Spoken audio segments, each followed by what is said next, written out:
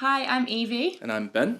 And welcome to our first ever episode of TOTUM Talks, the podcast. So today we're going to be talking about the uni transition as we see a whole new group of people make the leap from school, sixth form or college into university. Yes, today we have the lovely Molly and Ben with us. So if you'd like to introduce yourself, Molly, tell us a bit about yourself, where you're from. Thank you very much. Now, I'm Molly, I'm from Leeds, and I recently graduated from Leeds Arts University just back in May.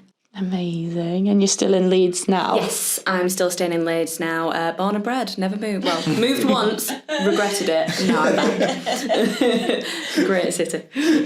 Moved to Bradford, didn't like it? No, not quite Bradford, bit more Selby.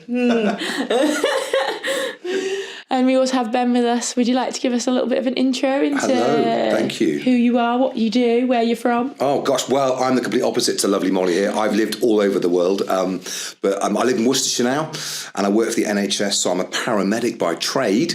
But what I do now is I work within mental health. Looking at it from a national level is something I'm extremely passionate about, so it's good to be here. We're very, very lucky to have you here with us, Ben. Yeah, very pleased. Too kind. Very pleased to have you.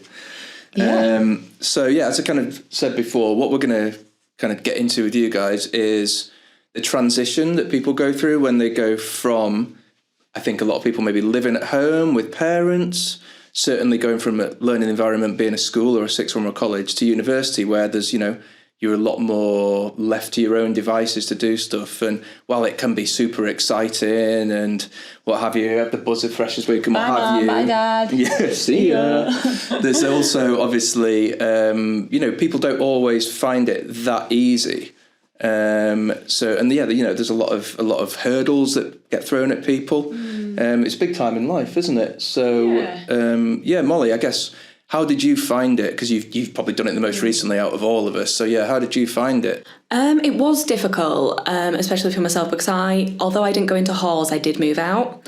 And I moved out when I was 18, just before university, and I moved to the Selby, as I said, with my other half. And it was a big jump because it's completely different, isn't it? But I think one thing that eased the transition for myself is instead of continuing on at high school into sixth form, I went from high school to a college in a different place to then university. Mm-hmm. So only 2 years prior, I had to then be put into a new place, in a new environment, meet new friends, which I kind of took it in my stride, continued on, and with me knowing the city relatively well, that was also a bit of a comfort for myself. But it was still quite terrifying. Yeah, it's good. It can be quite daunting, can't it? Especially because a lot of the students, they move into halls, and you didn't do that, did you?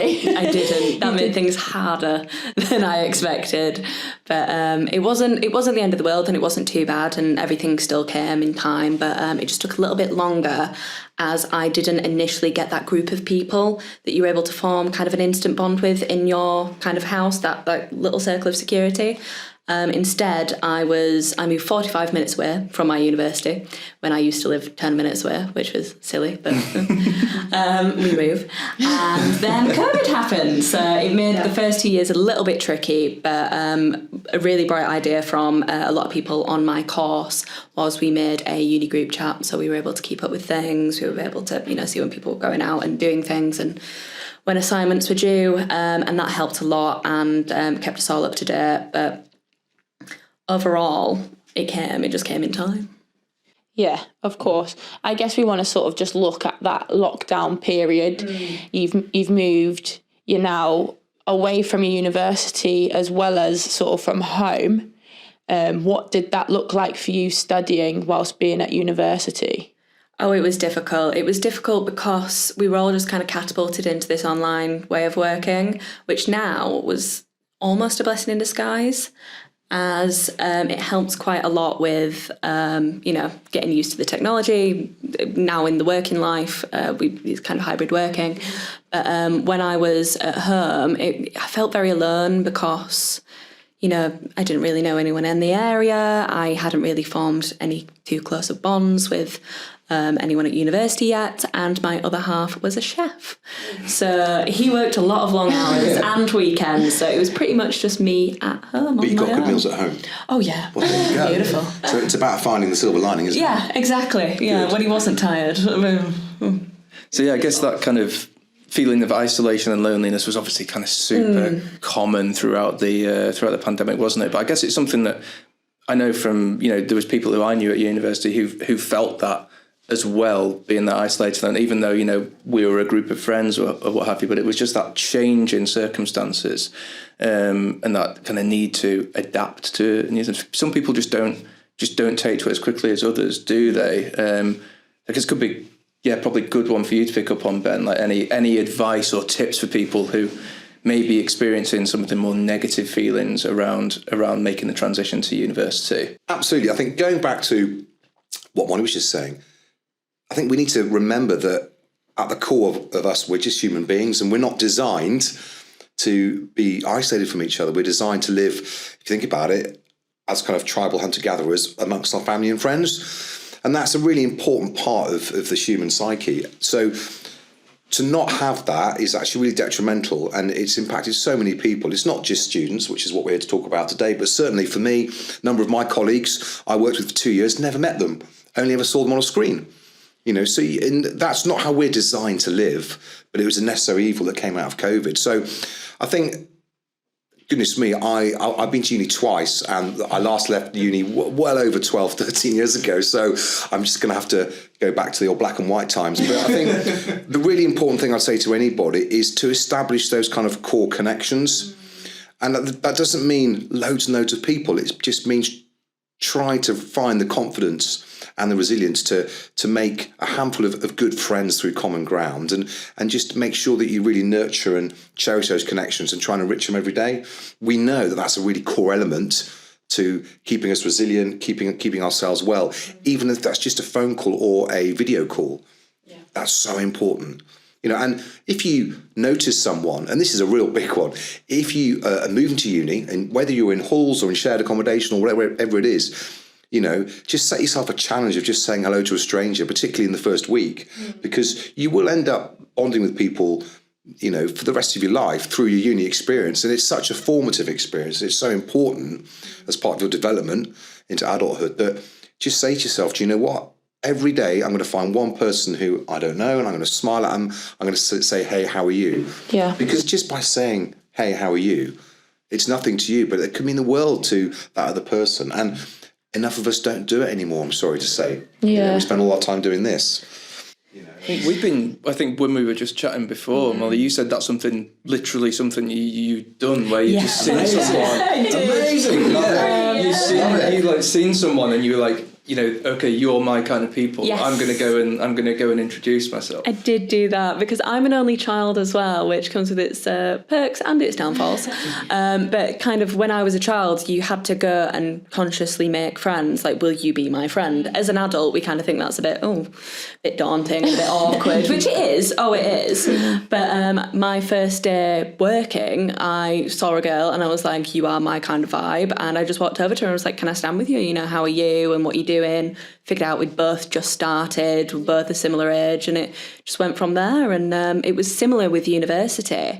It was kind of on one of the first days, they took us on a tour around Leeds, and although I knew the area, I thought, well, it's my opportunity to get to know people outside of a classroom environment, and I can't recommend taking those opportunities enough. Like, when they give you the opportunity to go, even if it's to a museum or to the cafe or to the pub or something like that, you don't have to drink to have a good time, but going out and just being in that more comfortable environment, it gets things flowing a lot easier. And I was stood in Leeds Art Museum just playing with this random Play-Doh sculpture, and I met two of my closest friends who I'm still best friends with today, and that was on the first day, and it took time, but it was good.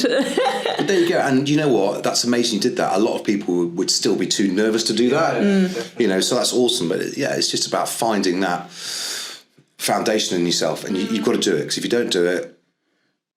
Do you know what's really funny, sort of going back to the COVID side of things, it's people being able to communicate with people again. Like I was very much, before COVID, I'd run up to someone and give them a massive hug. Now when I'm meeting someone, I sort of freeze because I'm such a people person, but I think my concern is, how do I now make sure I know how the other person wants to be received? Yeah. So I sort of bring myself into this, hi. Great point. But go back to what I was saying. Ultimately, we're tribal animals. Mm-hmm. We're very tactile. The vast majority of us enjoy being touched, having a hug. It's something really deep ingrained inside our brains. So I couldn't agree with you more. I missed that throughout COVID. It was lovely to be able to hug friends and family again.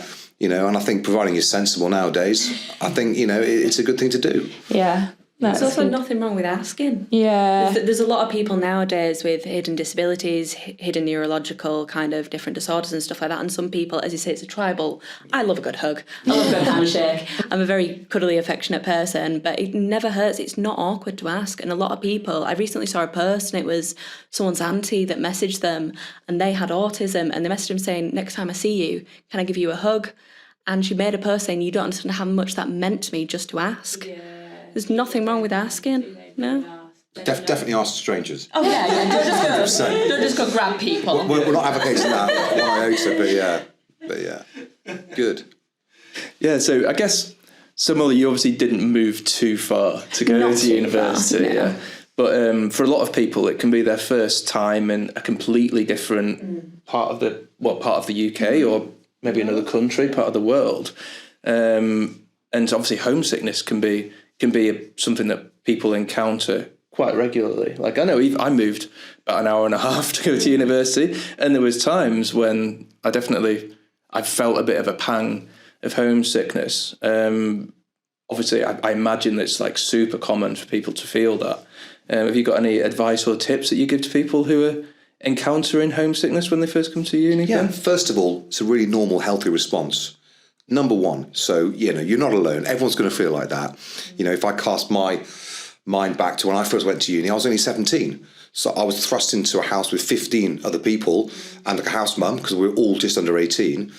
And the way that we bonded is by saying to each other, what do you miss about home? Oh, I miss mum's cooking, or I miss the dog, or I miss seeing my gran, or, and we bonded over music or films that we liked at the time. I'm talking mid-90s, so you guys probably weren't even born then.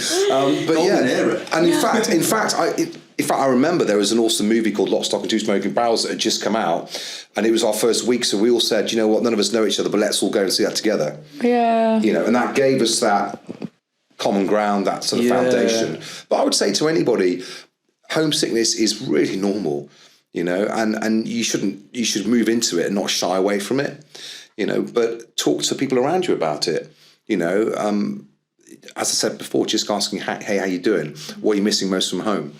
And it's about that distraction into a new conversation, and those feelings will just ebb away as time goes on.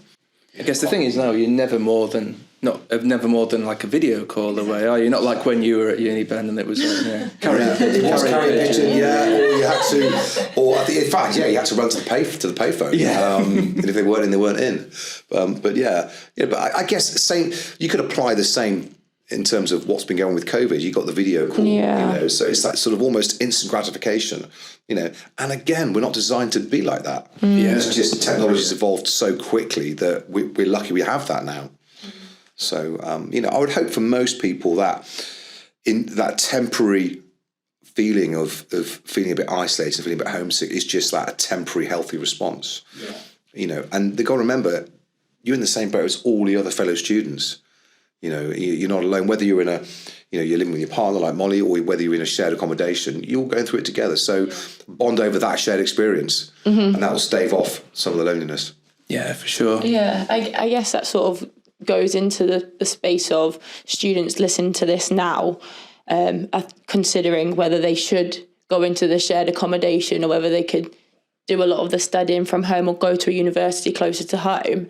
But it would just be nice to hear sort of your advice to students, because you sort of lived close to university, but you weren't actually that close to university, were you? So would you advise people to commute, or would you say you wish you would have stayed in that student accommodation? It's a difficult one because with my partner having the job he had, it was very, very demanding of him, and we kind of had to sit down and make that decision whether it would be best for me to go into halls or best for me to, do that. And we did it as a team, and he respected my decision either way, and I decided to go with him. And I don't regret that one bit because, on a private side, strength to strength, absolutely fantastic. And he's been there all throughout COVID. But I think there are a lot of benefits to halls. I think you end up making friends for life. You also can make enemies for life, but that's usually not that deep. And it's a great way to meet people, to experience new things, to get a kind of sense of independence and everything like that, especially if your other option is staying at home with parents. However, I think what moving out kind of on my own 2 feet kind of taught me was how to kind of get by without as many safety nets, which obviously people that go to halls, not saying that they, have tons of them or anything like that, but it was the fact that if he was out, my other half, and when COVID hit, I was on my own. So I had to look at all the different corners of the internet and everyone on my street, get to know my neighbours, wave at people out windows. I had to really go out there to kind of make friends and keep myself occupied. I ended up doing all sorts of random hobbies, painting, drawing. Good. That's really good though. Yeah, and found out that one of my friends from college, he lived over the road to me. And if I hadn't have gone out of my way to send him that message when I saw him in his garden across the street, he wouldn't have now been my other half's best man. It's all, series of events, and you just make that step because everyone feels a bit lonely sometimes. Everyone feels awkward.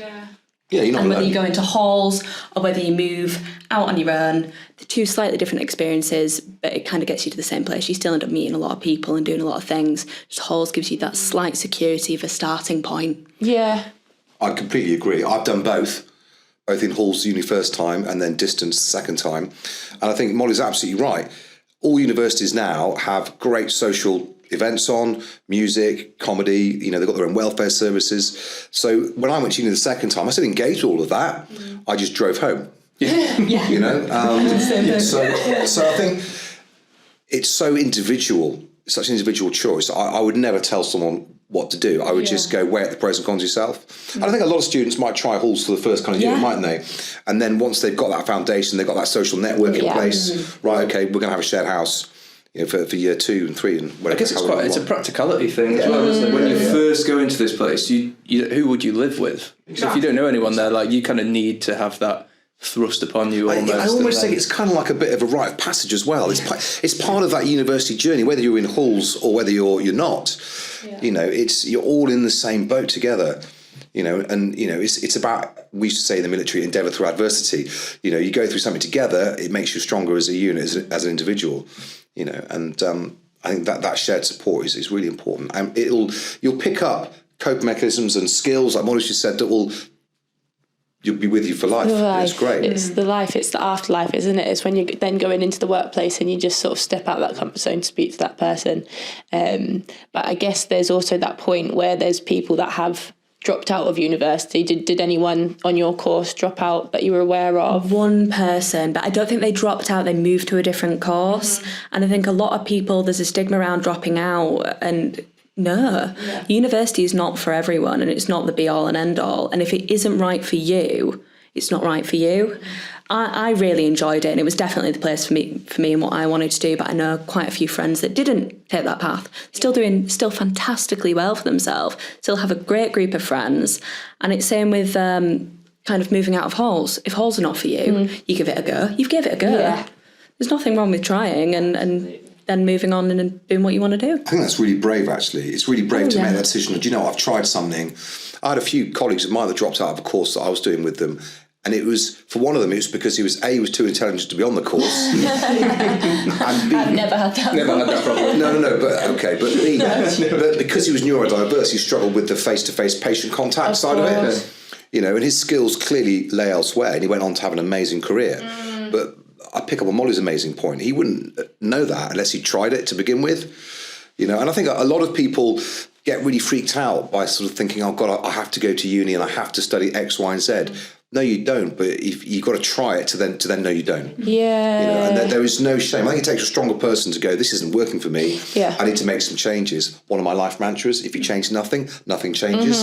So make that change. And I think we should be applauding those people around us that do something. Definitely. Yeah, because I think we lay out so many options and say, right, if you don't go to uni and make this happen now, then that's it. You've got no chance. It's like, well, no. It's just not true at all. No, You've got it's the just option not to at change all. your course, haven't you? Yeah. If you think, hang on, I actually don't think this is That's right right. for me, that's fine. Yeah. There's always going to be somebody somewhere that you can speak to about that who will be able to get you into the right place for you. If I went back to the 17-year-old spotty Nirvana freak that I was when I first went to uni, and I told that young man what I'm doing now, he'd have laughed you out the room. Exactly. You know, Exactly. it's all part of life's journey and moving forward. Absolutely. That's it. I changed course after my first year at uni, just as I realised what I was doing. There was half of it that I was really enjoying and really loving. Then the other half of it, I had no interest in it whatsoever. So what are we doing here when he's a prime example? There you go. So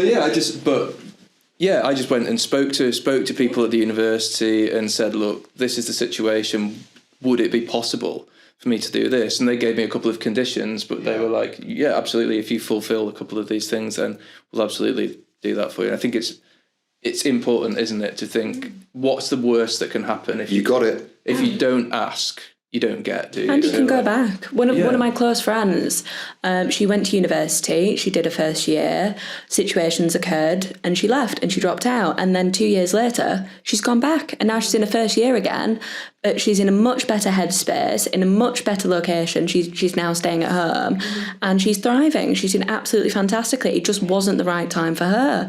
And it doesn't mean, you're behind everyone else. It doesn't mean that, you failed the first time. It just means that you're taking the necessary steps to benefit your mental health and, your career ultimately. But also remember, every single higher education facility has its own welfare team. They are trained professionals who are there to help you. So reach out, not judgmentally, email, phone, or just knock on the door. And they are there to help you through any particular hard times you're going through. Definitely. The people at my university, they were absolutely fantastic. My lecturer, I couldn't recommend, I couldn't speak enough about those two lecturers. They were fantastic people. They were like our own little therapists themselves. Yeah. And every day they'd check in on you. We had mental welfare checkups and everything like that. And they'd always point us in the right direction, whether that's self-referral. Remember, you can self-refer yourself to a mental health specialist, and it is relatively easy to do. You can go speak to your on-site counsellor, therapist, welfare team. They're always super lovely and happy to help. And don't ever let one bad experience in your past taint the entire industry for other people, because I've had a couple of bad experiences, but ultimately it is a very, very positive group of people and they're always there to help. Couldn't agree more. And funny story, one of my uni lecturers, who I really respected at the time, he'd been there, done some amazing work. I bumped into 12 years later on a military base somewhere in this country, and he poked his head around the door and went, I recognise you, and I recognise you. And we ended up doing some really exciting things together, should we say, that kind of bonded us, and now we're tippity-top mates. And he was one of my main lecturers when I studied paramedicine. So there you go. You never know who you're going to meet at uni and how they're going to shape you. Is leading me really nicely onto the north-south divide, when we spoke to you previously on a call ahead of this. There was clearly a very heavy accent over that side of the room. I never knew I had an accent. Listen, I never realised I had an accent until you go to university, and that is one of the first things that you will realise. You do have an accent wherever you're from. Even when I stayed in my own city. She's great. You've got the southerners that want to come up and live their best lives up north. Speaking from experience, but I think you sort of mentioned that sort of the London crowd would sort of gather, and then the northern crowd would sort of gather. But really, everybody just wanted to be friends. It just took 100%. That one person. There was not one person on our course that was, not a nice person. Everybody was lovely. Obviously, you gravitate to what's familiar. And I think when we all first started and we're all a bit uncertain, especially in housing situations as well, we kind of gravitated towards the people that we lived with or people that we kind of saw something in. So that kind of led to a little bit of a north-south divide. And at first, kind of they were like, oh, do they not like us? And do we not like that? No. It was so silly. And especially after COVID, when we all started to realise that it was just rubbish and that was just not true whatsoever, we basically started going out every week as a course. And everyone's like, they're actually all fantastic people. They're the nicest group of people. And I couldn't speak enough about my course. There was only 24 of us and the lecturers, out most Fridays after a pitch, having a great time. And it just takes someone to realise, it's an age-old saying, don't judge a book by its cover, isn't it? Yeah, and the miscommunication of sort of the tea cake, balm cake. Don't talk about it. Bread roll. Dinner. It's the dinner, real divide. tea. But those are the conversations that sort of can sometimes break the ice, aren't they, at the end Never of the day? underestimate the power of talking about the weather. Especially in England. Or a decent cup of tea. North-south divide, no. I don't think, Don't diss our tea. I'm saying I'm not. So do you know what? We don't judge people by how they look or how they dress. So you shouldn't judge people by their accent. And, I'm a weird hybrid because my cousin's from London, so they all talk like this. And then my other cousins are from Liverpool. They'll talk like this. Yeah. So I'm kind of a bit in the middle, but. Just, you know what? Just be kind to people. Yeah, that's it. Just be nice. But also, again, going back to that primal part of our human psyche, we gravitate towards people we're familiar with in our tribes because, and that is something that is ingrained in us and we can't move away from. So, to do that when you first move to uni, I understand that. And I think that's normal. Being quite flippant about it, but it is like... It becomes a talk. It becomes a talking point, doesn't it? It becomes something like an icebreaker. It's an icebreaker. It's a good-natured thing. Absolutely. Well, it's always, whereabouts are you from? What course did you do? Yeah. What A-levels did you do? Oh, brilliant. And it's great, and that's how we all initially got to know each other. And it's a great icebreaker, again, with the weather and, It's all about the team. It is about the team. It's got to be Yorkshire tea. It's got to be Yorkshire tea. Never come to Yorkshire and see you like any other tea apart from Yorkshire tea. That is a way to make enemies. That's an education piece right there. We take anything away. Know that coming from down south, I might not have known that. So maybe that's like a pre-warning to anybody, like whatever you're packing when you're going to go to the shop. And if you meet an American, do the generous British thing by teaching them how to make a cup of tea. Oh yeah, please do. Because that is just something recently that kettles aren't really a thing in America. They're not. They'd still put them on the heart. Use the microwave. Who knew? So when I lived there, I used to get people would post me out Yorkshire tea. Yeah. And I used to have to boil kettle on the hot. Oh, that's fantastic. Boil water on the hot. Yeah, because they does the whistle. They have the whistling kettles as well. We have those here. I've never had one on the hot thing. We're going a bit off topic now. We're talking about kettles. Sorry. Well, that brings us really nicely into what would your 3 key items for someone moving to uni? What would your top 3 items be that you took to university? We'll assume Yorkshire tea bags. We assume Yorkshire tea bags. If you're from Yorkshire and you're moving anywhere else, take Yorkshire tea. I'm going to bow down to Molly because she's only recently left. Oh yeah, a big one. I was having a discussion about this, and it was clothes horse. A lot of the time, it's a really mundane one. Really mundane. But a lot of the time, you won't have a dryer. And if you use a washer-dryer setting on your washing machine, everything smells foisty. So be that one person with the clothes horse, and then you can dry your clothes, and you also won't get mouldy. You can make friends with your clothes horse. Exactly. As in with it, or like... Oh yeah, you can be using it as a talking point. Oh yeah. Whichever at that point. Yeah, this is my clothes horse. Would you like to borrow it? There we go. Straight in there. That actually also brings our first giveaway out, which is we're giving away 2 £50 IKEA vouchers on our socials. So check those out on We Are Totum. Can't beat a bit of IKEA. Oh my gosh. It's a day out as well. Clothes horses at IKEA? Clothes horses at They IKEA. do. Get a clothes horse And from IKEA. meatballs. I don't. May as well. It's my favourite day out, IKEA. Is it? It is. Really appreciate your little insights. Is there anything that you felt like you wanted to say that you've not managed to say? I don't think. If you don't know, you don't know until you try. Yeah. You'll never know if you don't try. Absolutely. And whether that comes to asking if you can have a day off, closing your laptop, going exploring the city. Don't buy everything online. Go out and explore the city. It's fantastic. You meet more people. You meet new things. Just try it. Say hi to people, even the Southerners. I completely agree. Yeah. Be kind to yourself and to others. Golden rule. And you can't go too far wrong. Perfect. Thanks, guys. Thanks so much, guys. It's been absolute pleasure talking to you. Thanks so much. We'll be back with more podcasts, hopefully, the first of many. Yeah. If you are interested in finding a bit more out about us, just check us out on Instagram or on Facebook at We Are Totum. Check out our IKEA vouchers giveaway. Get yourself a clothes horse sorted for when you go to university. We'll speak to you all again soon. Right, that was good. Cup of tea. Cup of tea. Cup of tea. Cup of tea. Get the kettle on.